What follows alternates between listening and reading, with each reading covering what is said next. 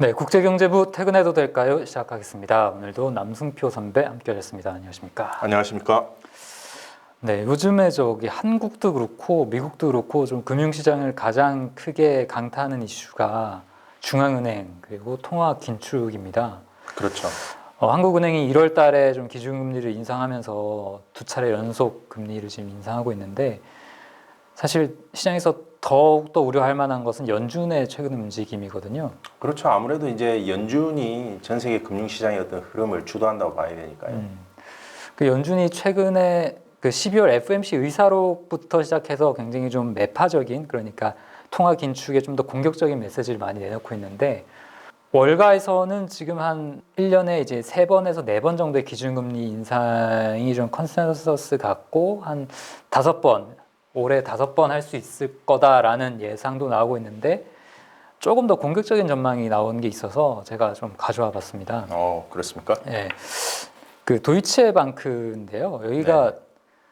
그 유럽에서는 제일 큰 투자 은행이고 월가에서도 굉장히 큰 손에 해당하는 곳이거든요. 그렇죠. 그래서 보통 그러니까 도이체뱅크가 지금 올해 7차례 연준이 기준금리를 인상할 수도 있다.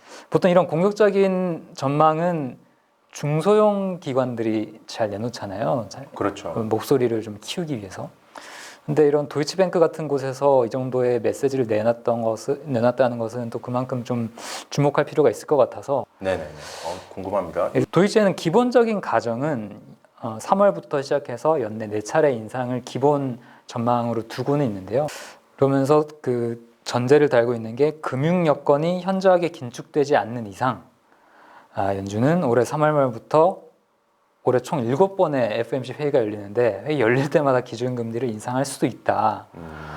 이렇게 얘기를 하고 있습니다. 가장 큰 원인이 연준이 지난해 초순부터 너무 지금 긴축 행보가 뒤처져 있다. 또 영문으로 behind the curve라는 표현을 많이 쓰는데 연준이 지금 그만큼 지금 실기를 했기 때문에 올해 7번이라도 할 수 있다. 이렇게 좀 얘기를 하고 있거든요. 그만큼 연준이 그동안 좀 잘못했다라는 거겠죠. 예.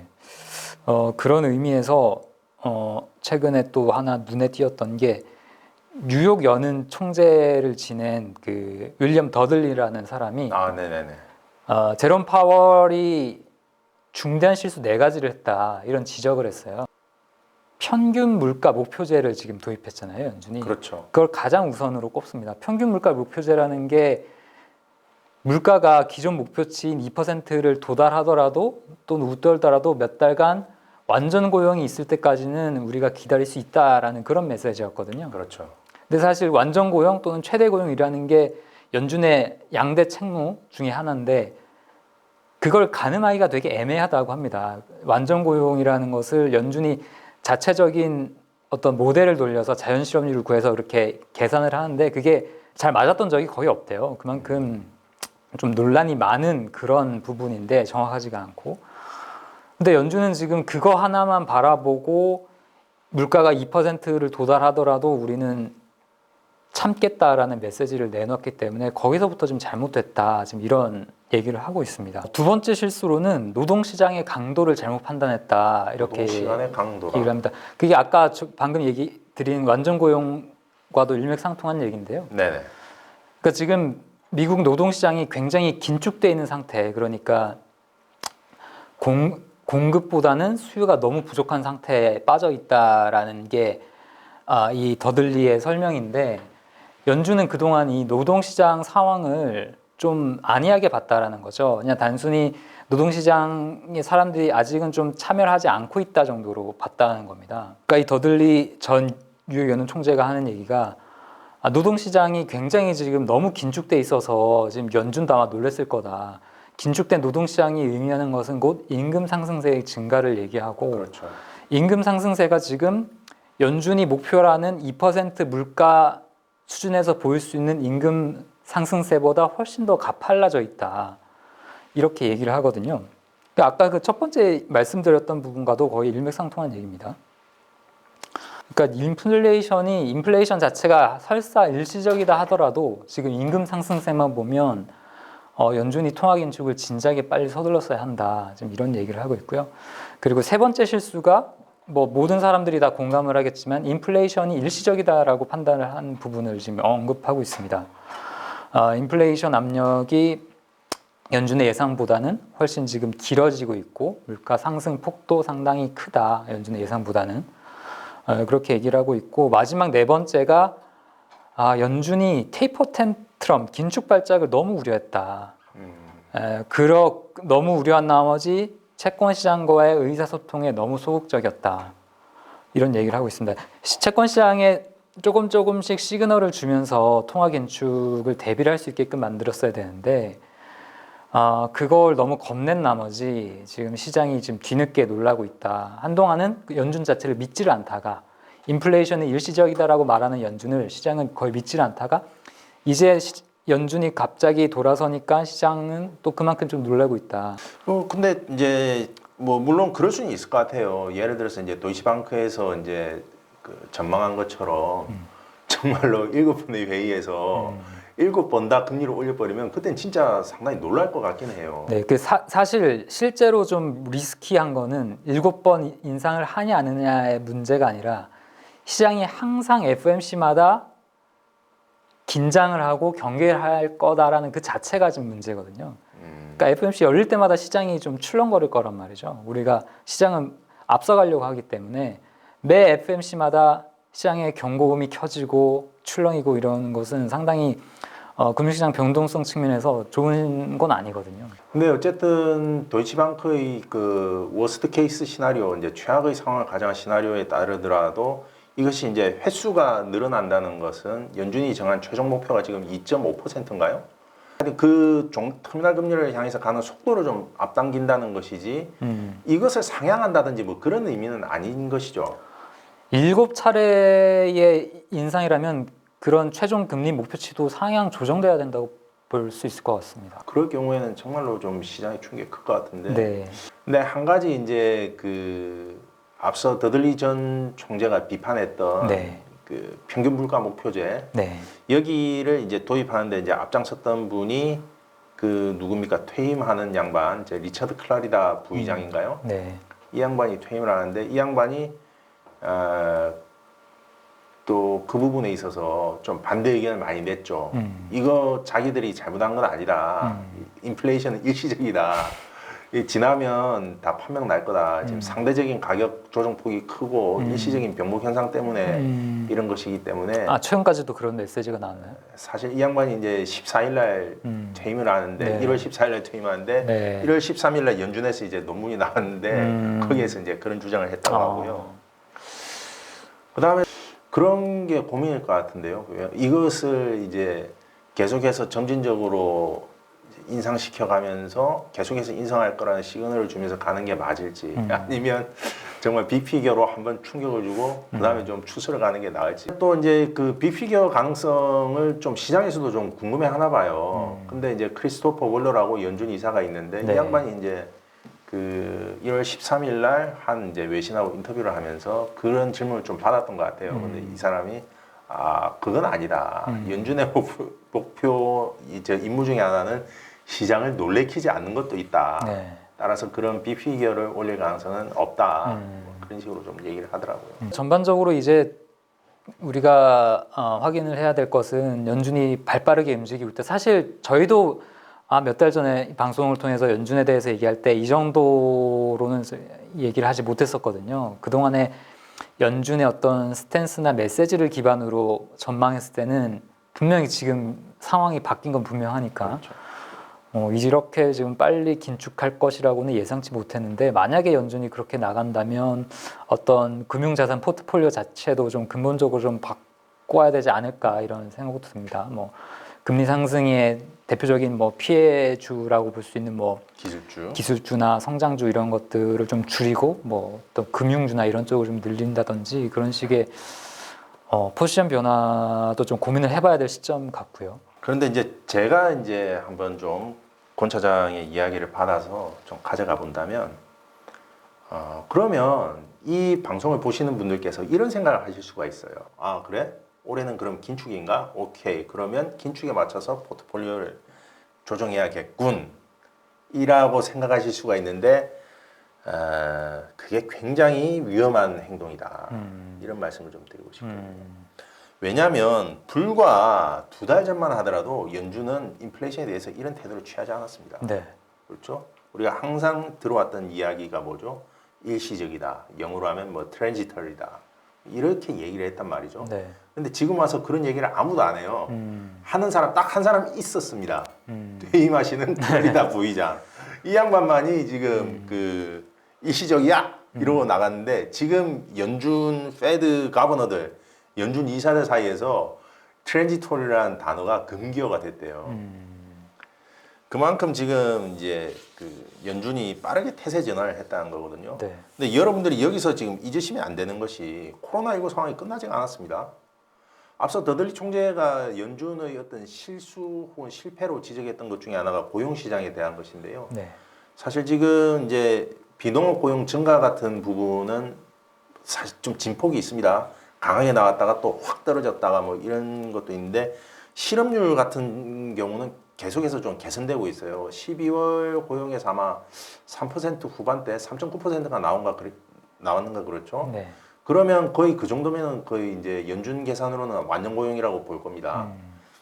그러면은 고용도 좋으니까 연준이 세게 드라이브 걸겠구나라고 생각할 수 있지만 문제가 뭐냐면 오미크론입니다.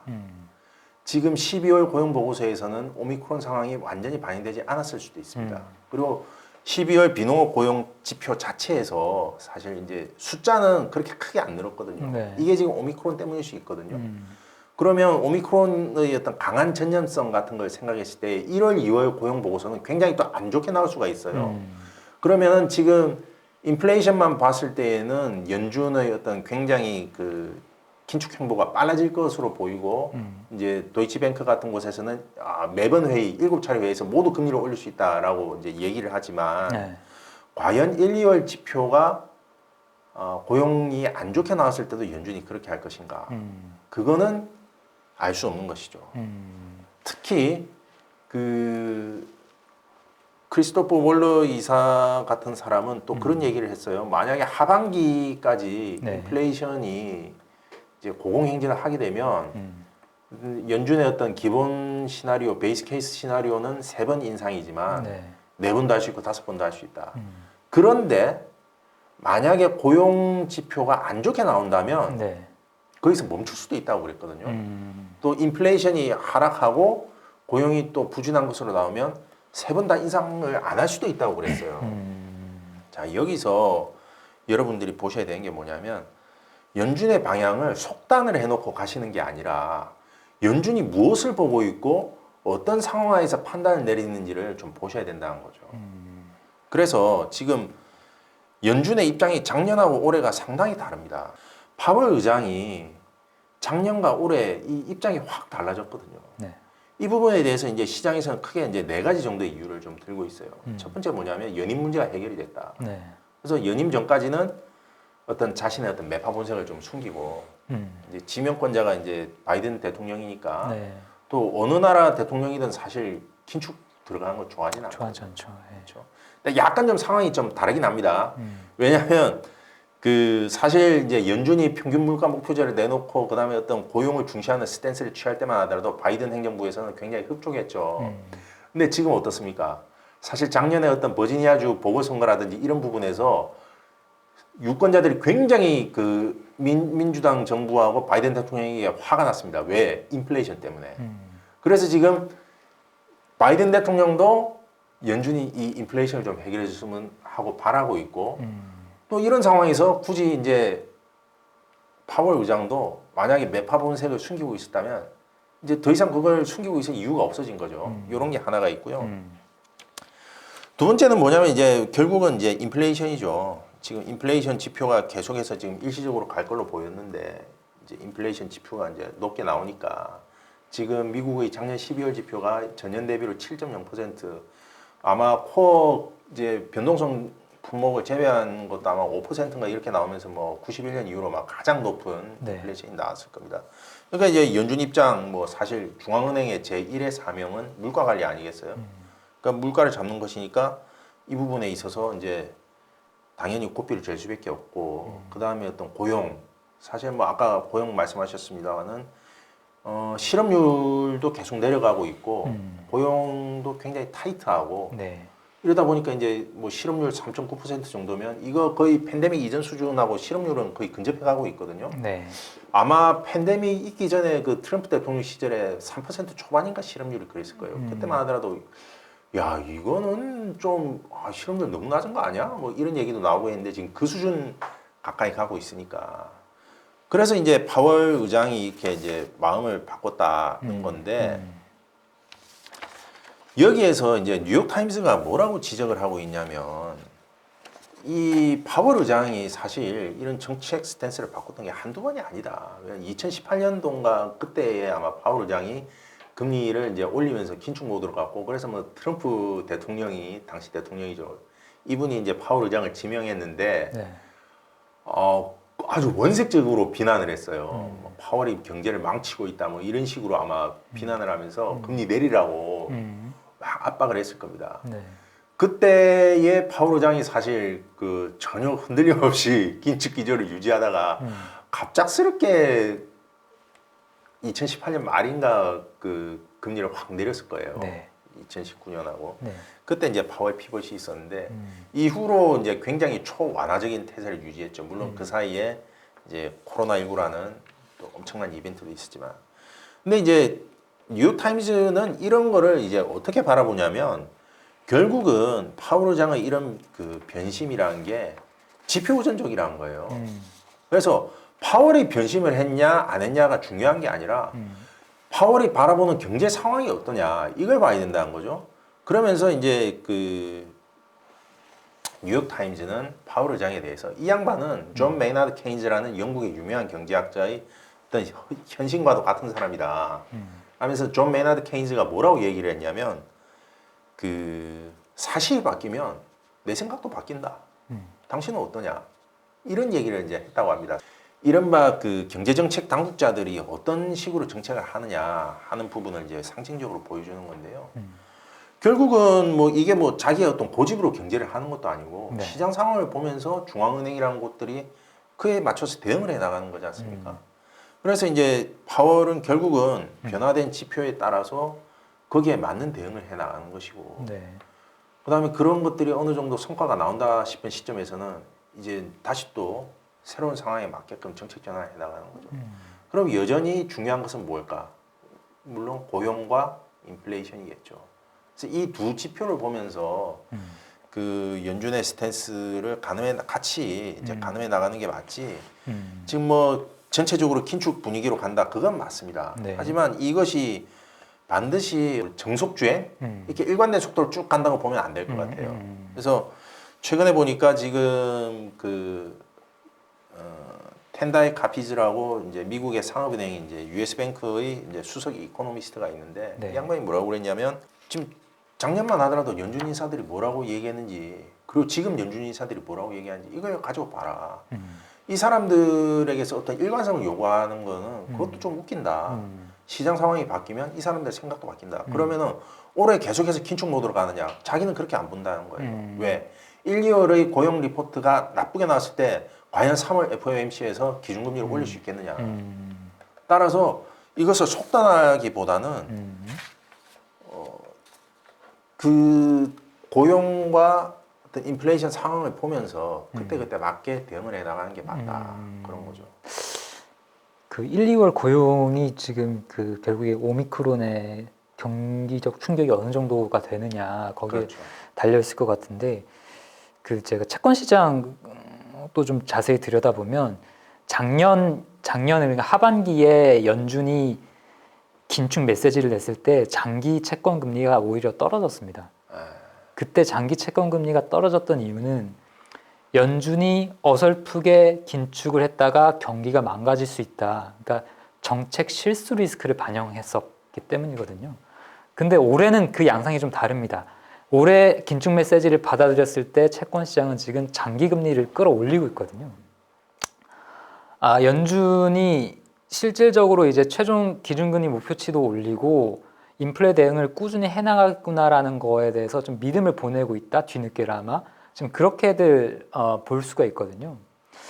그래서 그런 부분도 좀 고려를 좀 해서 봐야 되지 않을까. 그러니까 물론 1, 2월 고용 수치가 어떻게 나올지는 모르겠지만 그런 매달 나오는 고용 수치보다는 연준이 조금 더 길게 보지 않을까라는 생각도 좀 들고 조금 저는 좀 다른 시각을 좀 전해드립니다. 오늘은 저희가 그 연준의 통화 정책과 관련돼서 얘기를 좀 드려봤는데 그러니까 앞으로도 저희가 어떤 좀 뭐 도이치뱅크가 됐건 뭐 그러니까 월가의 큰 손들이 주요 기관들이 하는 그런 메시지나 그런 전망치들을 좀 알려드리는 그런 자리를 좀 자주 마련을 해 드릴 것 같아요, 왠지 지금 분위기가 그럴 것 같습니다. 그런 시간이 좀 많을 것 같고 다음에 조금 더 풍부한 내용으로 저희는 그러면은 찾아오도록 하겠습니다.